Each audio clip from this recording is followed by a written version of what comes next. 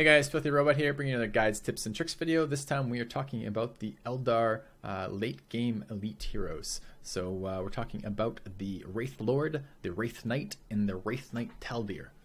Alright, let's start with Mr. 7-point elite Wraith Lord over here. Very interesting hero in my opinion.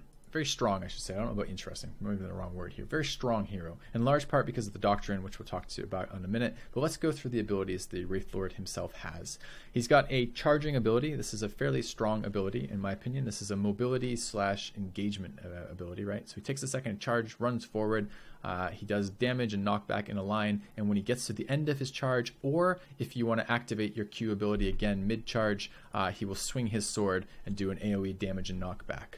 The Wraith Lord himself is a fairly high HP, 5,000 heavy armor, fairly high melee damage with 111 armor piercing melee damage character.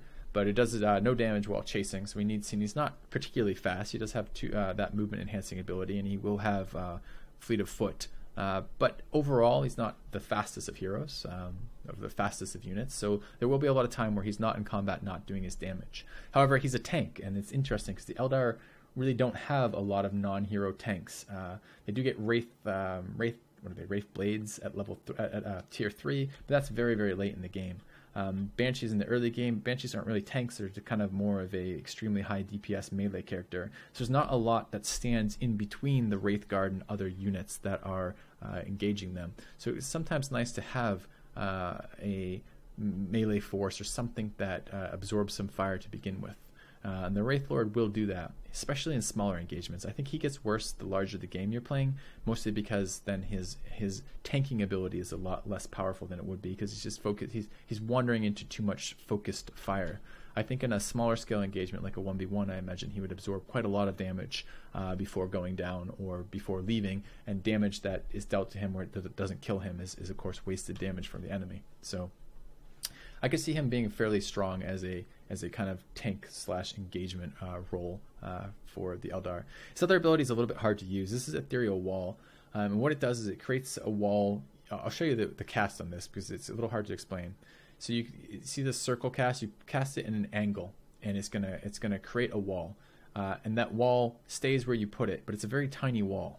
The wall gives speed boost for any ally that moves through it, and it blocks shots, enemy shots that are blocked there. But it's such a tiny wall that it is a little bit hard to use to effectively absorb much damage, and it doesn't stay with him. It stays where it just deploys point blank, but then stays where you put it.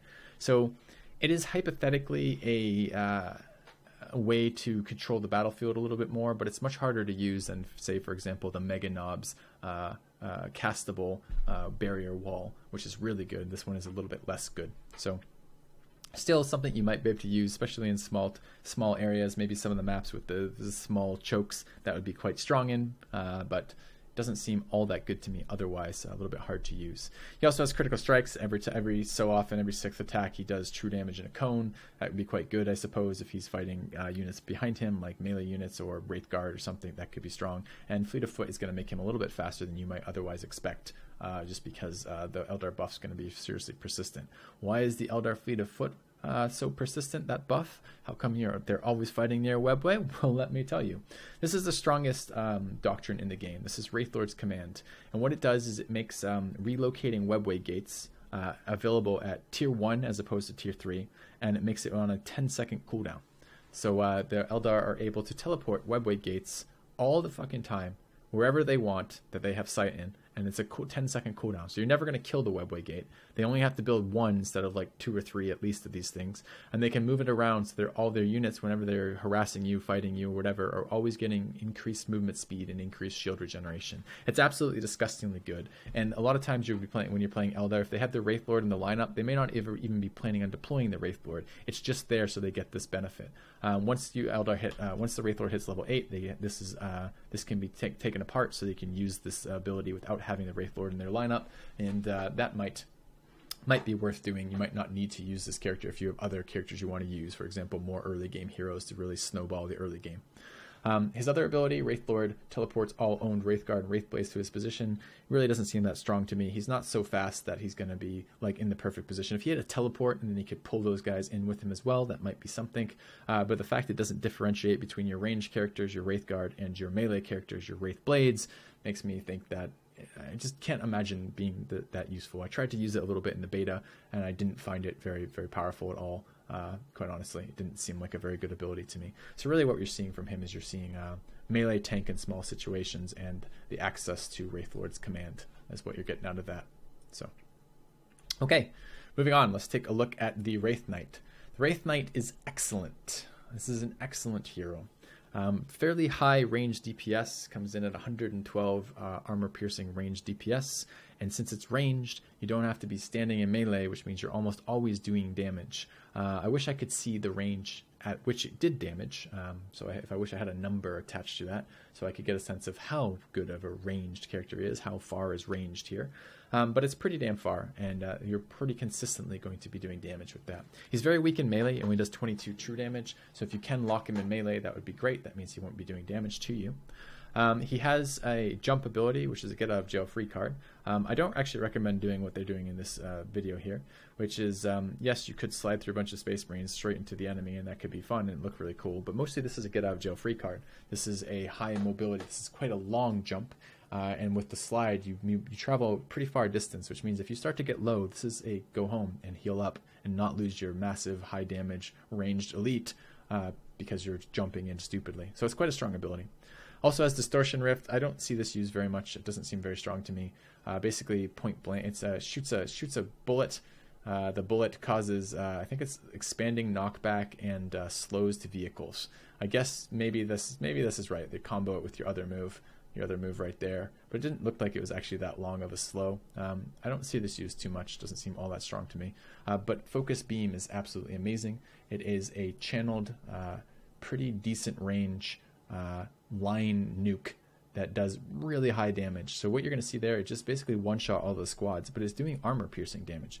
In other words, 60% of the damage wasn't even applied there. If those were vehicles, it would have done 100% damage to all those units as opposed to 40% damage, and it would do a massive amounts of damage to both vehicles, any of the late game enemy elites that have heavy armor, as well as buildings are all going to take very, very strong high damage from this nuke. Super strong.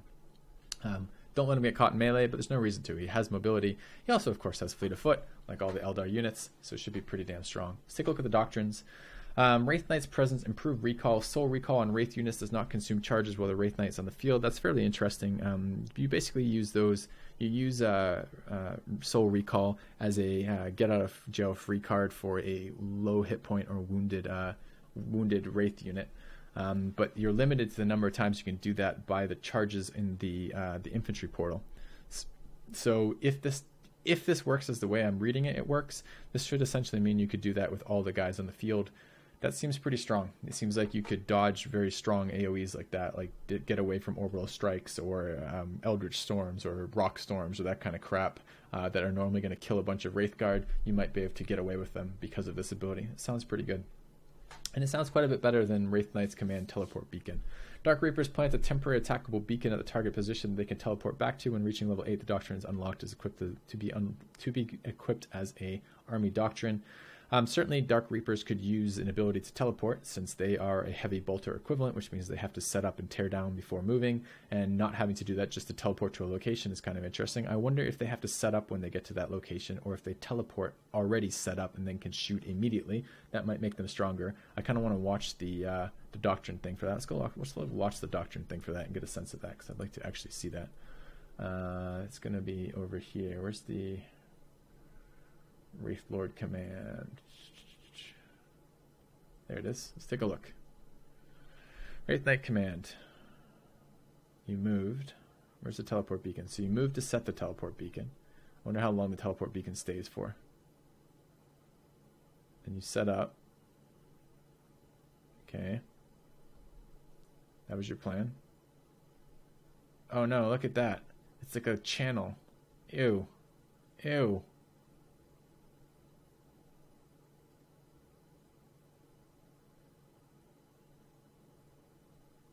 No, that's bad. Okay, I thought it would be like an instant recall that would let you very rapidly reposition Dark Reapers. That instead looks like a micro-intensive kind of slow recall that's not, I mean, and the ranges they were showing weren't very long ranges. I wonder if there is a cap on that range. You're going to have to really struggle to make that work. You're probably going to have to change elevation on terrain to make that work. Probably have to like a recall beacon above you or something.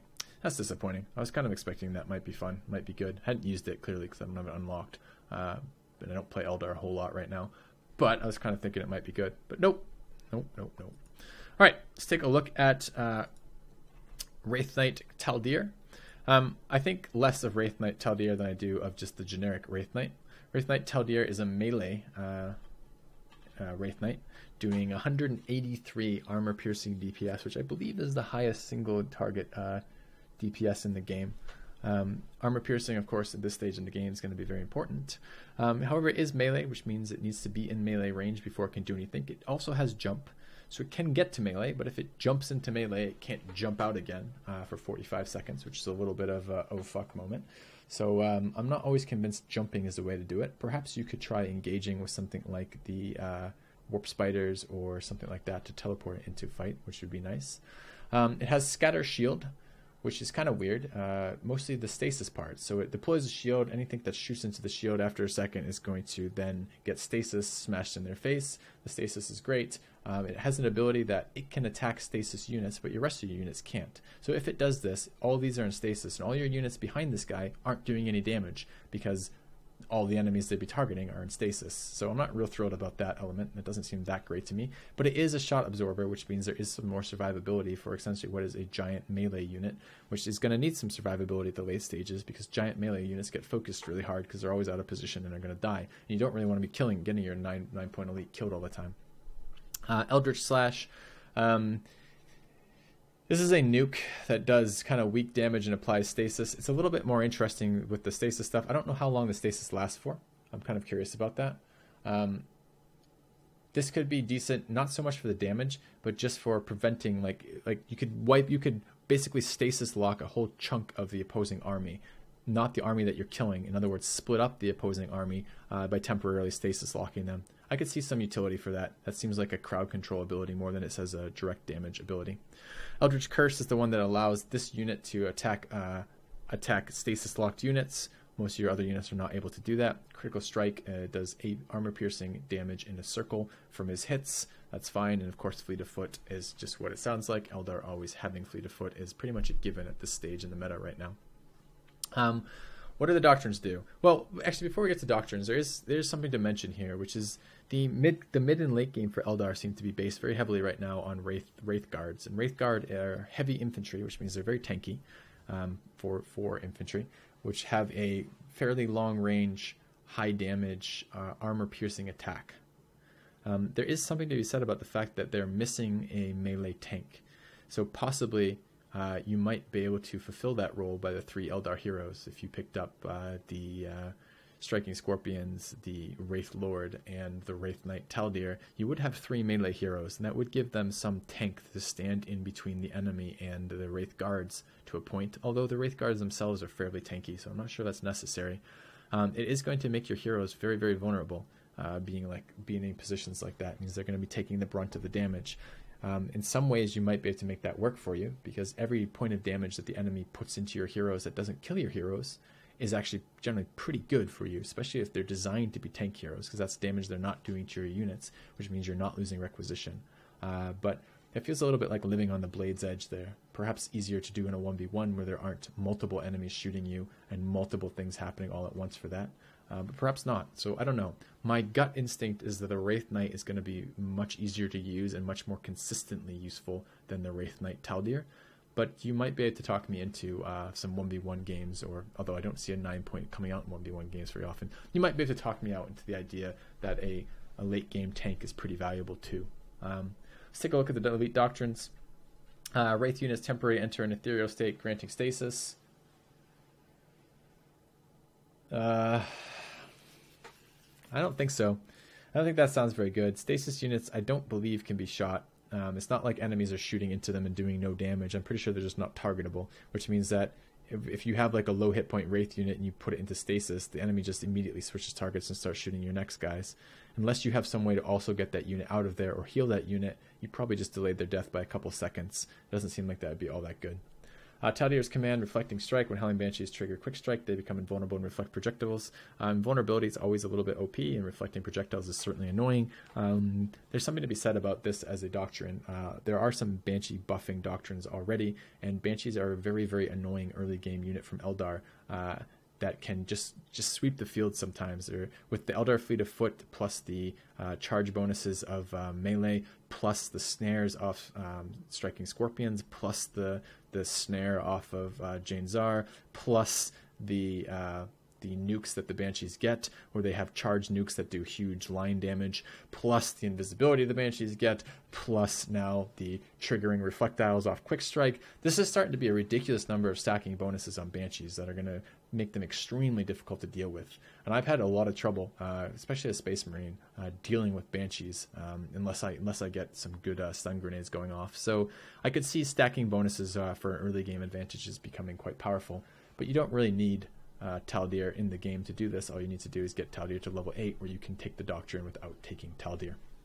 So, you guys can hear I've had a long day of recording guide videos. I hope you've been enjoying them. My voice is starting to go, though. I'm getting a little bit hoarse. I'm starting to lose my voice. Hopefully we've kind of brainstormed a couple of the ways these heroes can be useful, which ones are probably better than other ones. I think the Eldar have a lot of potential with their heroes. I think whereas the Orc heroes have some very strong ones and some very weak ones, I think the Eldar ones are generally fairly strong as a whole, but are more based on, actually kind of how I'd like to see all the factions heroes, which are based on what you want to do with your game is going to determine the heroes you pick, as opposed to you always have to have some specific heroes.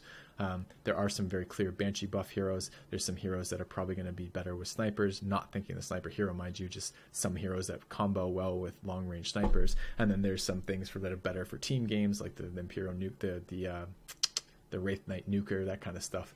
So I like the diversity of play styles with the Eldar heroes, and I think there's probably quite a few options that are going to be very strong.